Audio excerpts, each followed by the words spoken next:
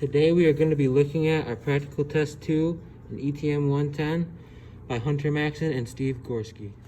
Here we have our original control logic circuit, and we were given the assignment of creating step 2, extend clamp cylinder.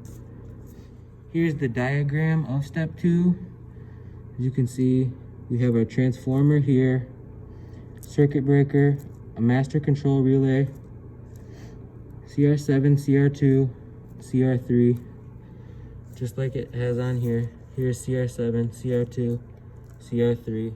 Up here we have our 240 volt power source going into our transformer, which converts that into 120 volts.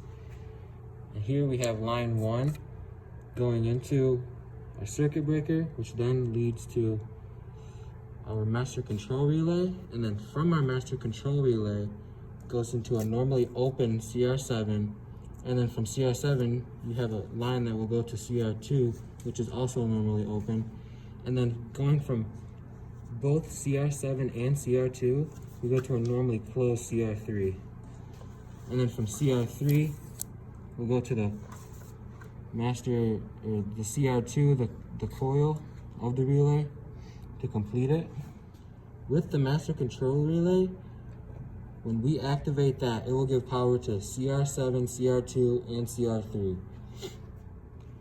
So on our diagram, we have a normally open CR7, a normally open CR2, and then a normally closed CR3. So when we operate the master control relay, it's going to give power to CR7, which when you close CR7, it'll give power to CR2, and it will stay in. Power will continue going to CR2 even when you release CR7. And then when CR3 is normally closed, when you open it, it's going to stop power from CR2 and shut it off. Now I'm going to show you physically how this control circuit will work. So I'm going to give power to the master control relay. So that's giving it power. And then when I give power to CR7, boom, CR2 shoots in. And even when I release CR7, CR2 is still going. It still has power. And then how CR3 isn't normally closed, when I open it, boom, CR2 is back open and there's no power going through. And that's it. Okay, basically we were trying to show that how this whole circuit works, and there's a lot of spaghetti here for those that you do not really understand what's going on. This is a common 700 series control relay that has a coil in it, and this is what is used what they use for what is called a holding circuit.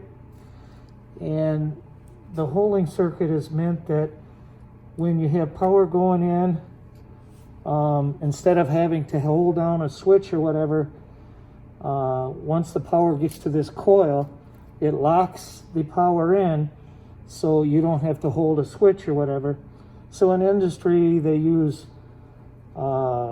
clamps or sometimes cylinders, and that's what our example is used for. On rung 2, this is what the common holding circuit looks like, and basically we're controlling a cylinder.